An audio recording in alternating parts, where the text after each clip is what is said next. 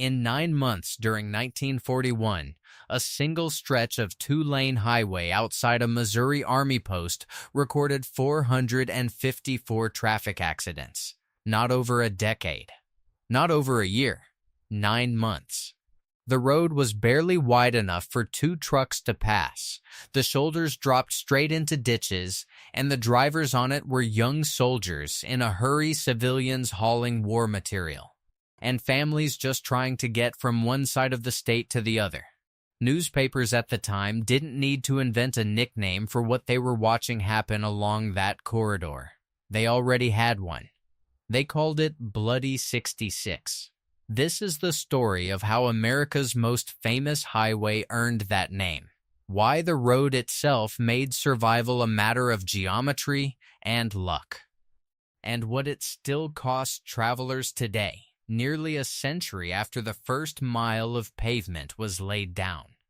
Before we go further, it's worth asking where you're watching this from, and whether you've ever actually driven a piece of this road yourself. A lot of people have stood at the edge of Route 66 without knowing what happened there.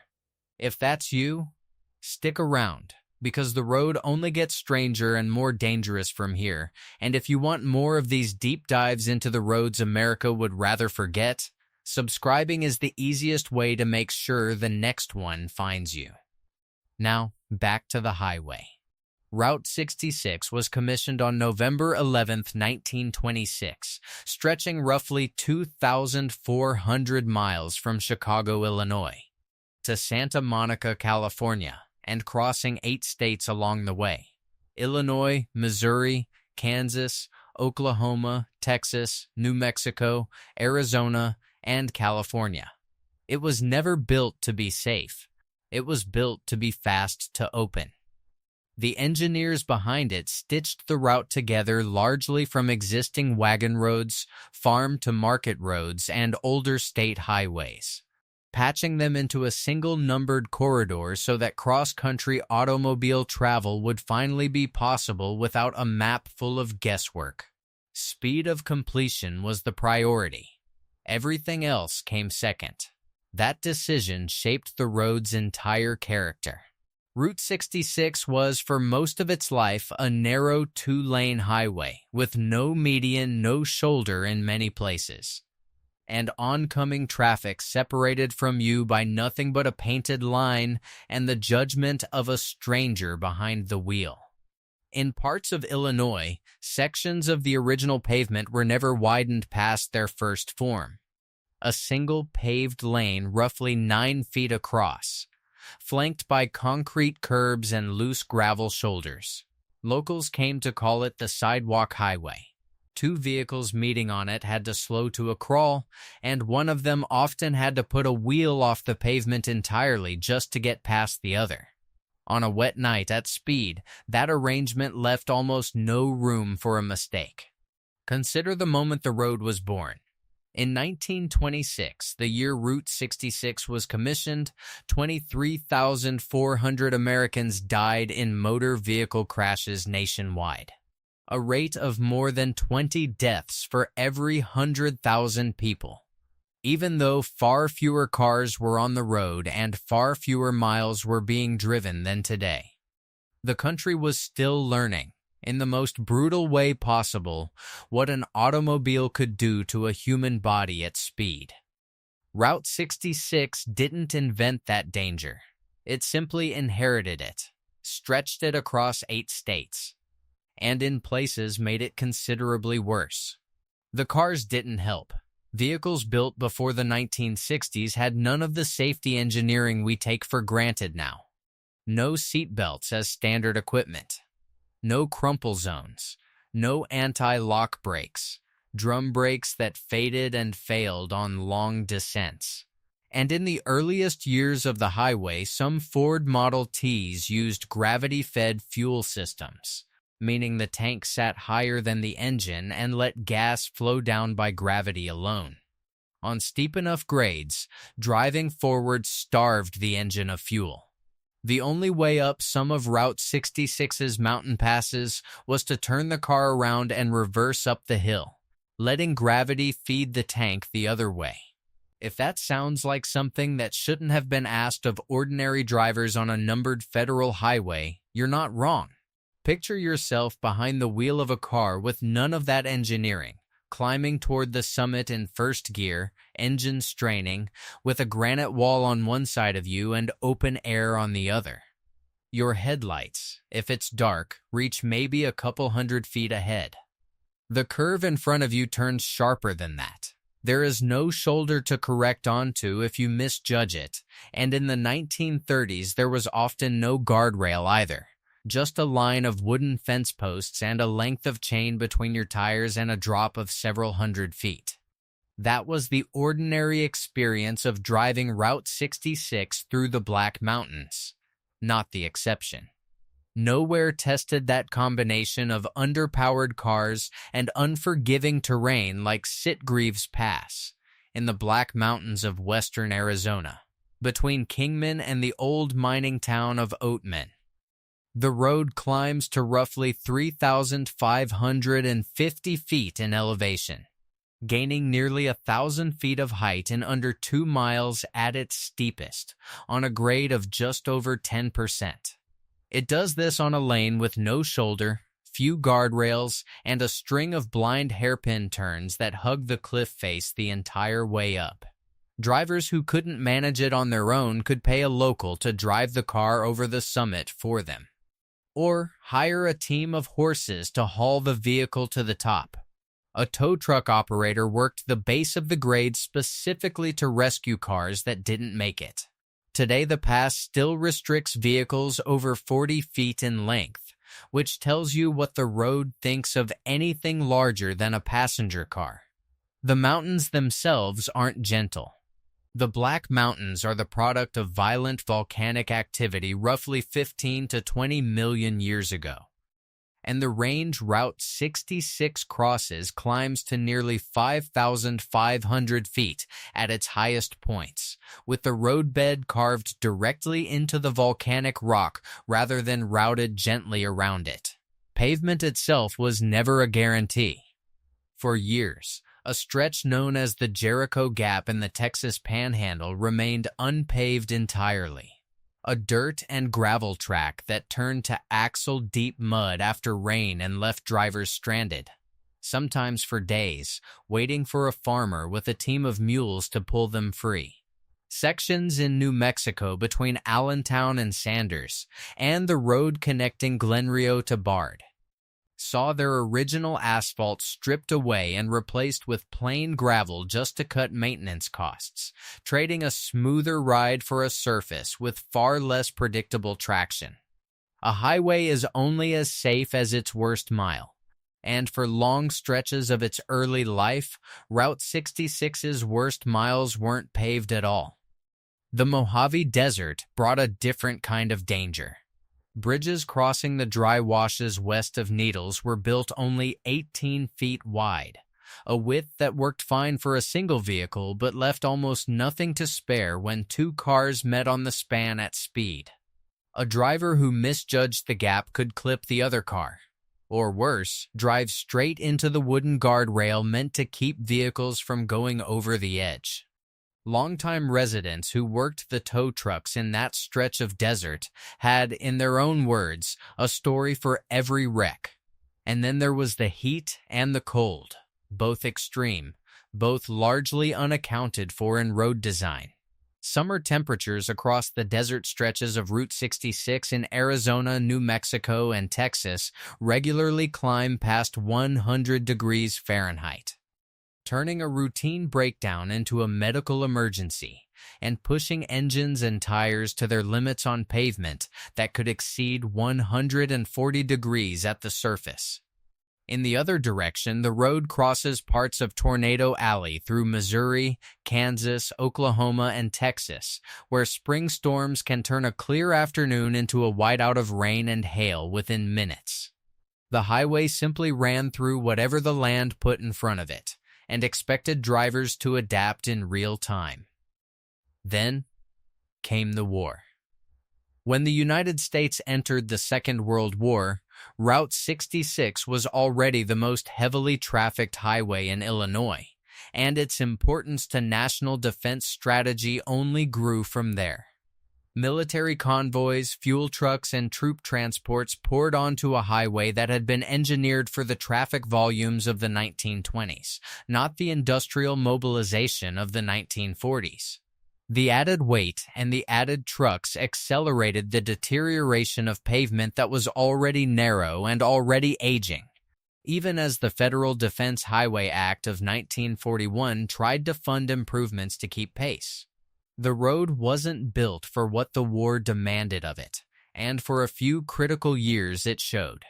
So the road killed people for straightforward, physical reasons, blind curves that hid oncoming traffic, bridges too narrow for the speeds people actually drove, mountain grades that exceeded what contemporary vehicles could safely handle, and weather extremes with nowhere to shelter. But statistics only tell you the shape of a danger. To understand what Bloody 66 actually meant, you have to look at the people who didn't make it off the road. 1941 is where the record turns darkest. That was the year a Missouri newspaper reported that in a single 9-month stretch, the corridor around the newly built Fort Leonard Wood Army Post saw 454 traffic accidents. Separately, a review of period reporting found that the same general stretch of highway claimed 54 lives over roughly that same 9-month window. 19 of them soldiers stationed at or traveling to the base. One of the named dead was First Lieutenant George Orchard of Richmond, Virginia, killed in a head-on collision on Highway 66 that year. Contemporary reporting identified him as the 21st soldier killed on that stretch of road since the post had opened. The exact figures vary slightly depending on which contemporary account you read, which is common for accident records from that era. But the pattern across every source is the same. A road built for pre-war traffic volumes was suddenly carrying wartime traffic, and the road lost the arithmetic every time. Not far from Fort Leonard Wood in the Missouri Ozarks, a stretch of highway known locally as Devil's Elbow earned its name honestly. The road twisted down a steep mountainside and across a sharp river bend, forcing drivers through blind turns and sudden drops, made worse in winter by ice that formed on the shaded curves and never fully melted. It was, for decades, one of the few practical routes for both civilian traffic and the military convoys heading to the base nearby, which meant heavy trucks and ordinary sedans were sharing a road that punished any lapse in attention. Convoy drivers hauling equipment to and from the base had to take the same blind curves as a family sedan on vacation, in vehicles many times heavier and far slower to stop, on a road with no room to correct for either kind of mistake. Engineering projects eventually straightened and widened the worst of it, but not before it had taken its toll. A little further along the original alignment, near the town of Plano, Missouri, a 1.1 stretch carried 2 sharp curves at the bridges crossing the Pickerel and Sac rivers. Locals simply called it the Old Bloody. Over the decades, the state left those curves in place, and the death toll there climbed to 19 people before the curves were finally removed and the bridges relocated in 1972. 19 deaths on a stretch of road you could walk in under 20 minutes, because 2 bridge approaches were built at the wrong angle in the 1920s, and nobody fixed it for almost 50 years. Illinois had its own Dead Man's Curve in the town of Towanda, where the original alignment made a sudden, tight 90-degree turn that caught drivers who didn't know it was coming. New Mexico had one too, out near Mesita, where the road curved sharply around a massive sandstone cliff by a rock formation known as Owl Rock. The cliff completely blocked a driver's view of anything coming the other way, so cars met each other blind, at speed, on a curve that also invited them to lose traction and slide off the edge if they braked too hard. Both curves have long since been bypassed. Both killed people before they were. Some of the worst nights on Route 66 left names behind, not just numbers. On February 21st, 1956, 15 miles west of Barstow, California, two cars collided head-on in the dark. 5 people died: Blanche Haynes Claudio, 31 years old, and 3 of her 4 daughters, Emily, Susan, and Agnes, who were roughly 3, 5, and 11 years old, and Mariano Songa Macapinle, 60, a Los Angeles nightclub owner who had been in the other vehicle. 2 more people, an adult and a young girl, were critically injured and taken to the county hospital, where they were feared close to death. The Claudio family had been driving home to Torrance. They never arrived. A little over a year later, on May 29, 1957, outside Cuba, Missouri, a car pulled onto Route 66 from a side highway and was struck by another vehicle carrying 5 members of a family from the Chicago suburbs, headed west on their own drive. 7 people died in what investigators at the time called Central Missouri's worst highway accident in more than a decade. Marjorie Parson, 30, of Melrose Park, Illinois, died later at a hospital in nearby Rolla.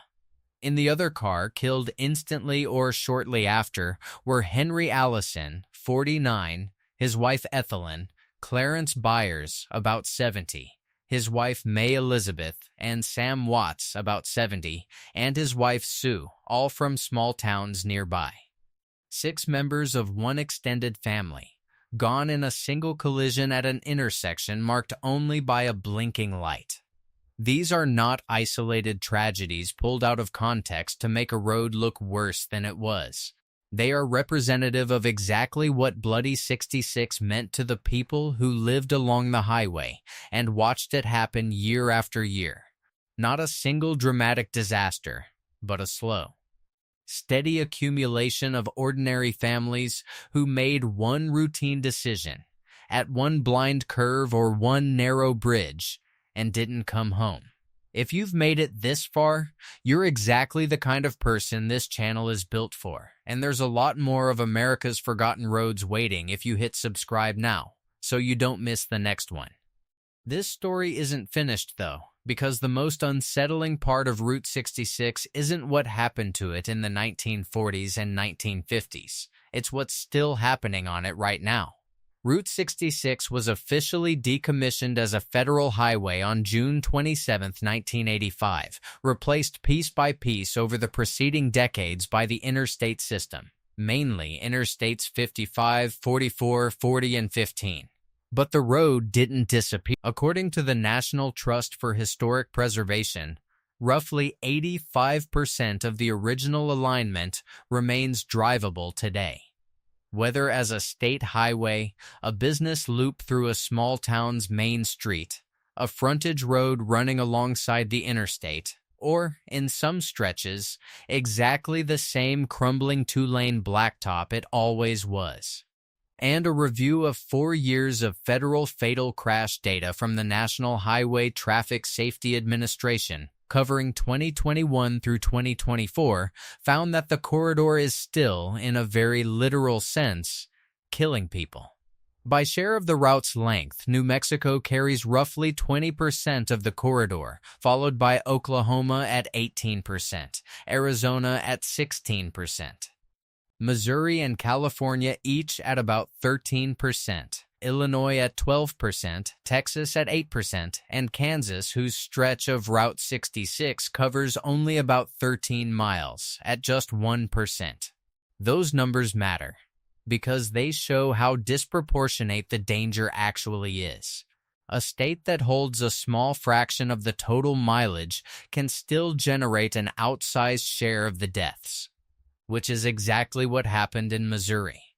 Over that 4-year window, the Route 66 corridor recorded 1,240 fatal crashes. Missouri, which makes up only about 13% of the route's length, recorded more fatal crashes than any other state along the corridor. New Mexico followed with 272 fatal crashes, and California came in third with 241. When researchers narrowed the data to rural stretches, away from city traffic, 8 specific segments stood out for the density of fatal crashes concentrated inside them. The deadliest sits west of Albuquerque, New Mexico, a 21-mile stretch that passes directly by the old Dead Man's Curve near Mesita, which recorded 18 fatal crashes and 25 deaths in just 4 years. Just west of Springfield, Missouri, a 25-mile stretch recorded 18 fatal crashes and 22 deaths. In California, a 17-mile stretch through Cajon Pass, the mountain gap connecting the high Mojave Desert to San Bernardino, recorded 16 fatal crashes and 18 deaths. Drive it southbound today, and you'll feel why. The road drops fast, funneled between the San Bernardino and San Gabriel Mountains, and desert wind gathers speed as it's squeezed through the narrow gap. Early cars overheated climbing up the grade and then lost their brakes coming back down the other side, sliding out of control on the same pass. Officials now watch closely for wind speeds high enough to roll a loaded semi-truck. A 17-mile stretch of flat, straight highway west of Winslow, Arizona, recorded 12 fatal crashes and 14 deaths. A reminder that a road doesn't need a single curve to be dangerous. Long, featureless stretches lull drivers into inattention just as reliably as a blind hairpin does. 3 more stretches in New Mexico rounded out the list. A 14-mile hybrid stretch near Thoreau, close to the Continental Divide, with 15 fatal crashes and 20 deaths. A 17-mile stretch east of Albuquerque near Vintage Motels, with 12 fatal crashes and 12 deaths, and an 11-mile offset stretch further west, with 9 fatal crashes and 13 deaths. A second Missouri stretch, a 12-mile segment linking Cuba and Rolla, home to the Wagon Wheel Motel, the oldest continuously operating motel on the entire route, recorded 10 fatal crashes and 12 deaths over the same 4 years. 8 stretches. All told, well over 100 deaths, packed into corridors you could drive through in under half an hour apiece. The same analysis found a pattern in timing that would have been familiar to anyone reporting on Route 66 in the 1950s. More than 40% of fatal crashes along the corridor between 2021 and 2024 happened between 5 in the evening and midnight, with 8 o'clock at night alone accounting for nearly 7% of all fatal crashes on the road. Traffic stays heavy into the evening. Visibility drops fast after sunset on rural 2-lane roads with little to no lighting, and impaired driving becomes more common. Almost a century of engineering improvement, wider lanes, straighter curves, guardrails where there used to be none, and the hours that killed people in 1956 are still, statistically, the hours that kill people now.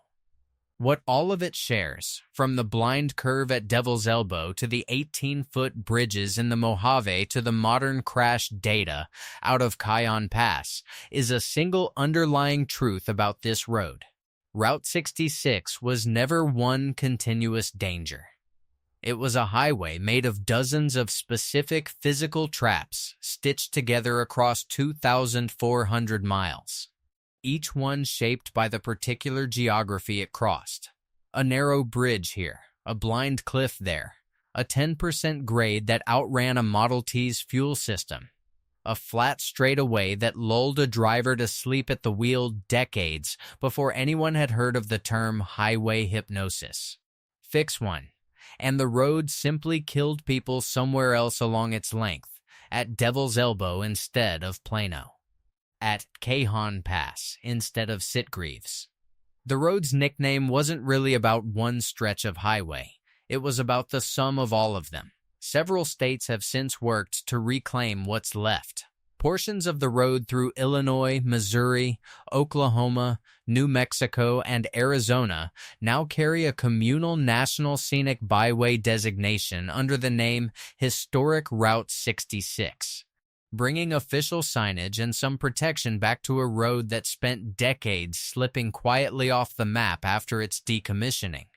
Small towns along the corridor, from Cuba, Missouri with its brightly painted murals, to Winslow, Arizona with its roadside park built around a song lyric, have built modern tourism economies on the same stretches of asphalt that once filled front-page headlines with body counts. The road's identity has shifted from a corridor of necessity to a corridor of nostalgia. The pavement underneath it, in more places than most travelers realize, hasn't shifted nearly as much. The road is safer now than it has ever been. Realignments erased the worst blind curves. Modern vehicles carry safety equipment nobody driving in 1941 could have imagined. Interstate traffic pulled the heaviest volume away from the old two-lane alignment decades ago, leaving much of historic Route 66 to slower, lighter local and tourist traffic. And yet the federal crash data from just the last few years confirms that the underlying geography never went anywhere. The mountain passes are still steep. The desert bridges are still narrow in places. The straightaways still lull drivers into a false sense of safety. The road changed, but it never stopped being a road that requires respect. So if you ever find yourself on Route 66, somewhere between the sidewalk narrow pavement of central Illinois and the hairpin curves above Oatman, Arizona, remember the number this story opened with: 454 accidents in 9 months. On a stretch of highway you could drive through in 20 minutes without ever knowing what it once was. Most of that stretch looks unremarkable now. A 2-lane road through pine trees and low hills, nothing on the shoulder to suggest what happened there, no marker at most of the curves that took the most lives. That's true of nearly every dangerous mile on this highway. It doesn't announce its history. It just waits for you to stop paying attention to it. Drive it slowly, drive it sober, and drive it like every blind curve might be the one that earned the name Bloody 66 in the first place. If you've ever driven a piece of this road yourself, or if your family has a story about it, we'd genuinely like to hear it in the comments below.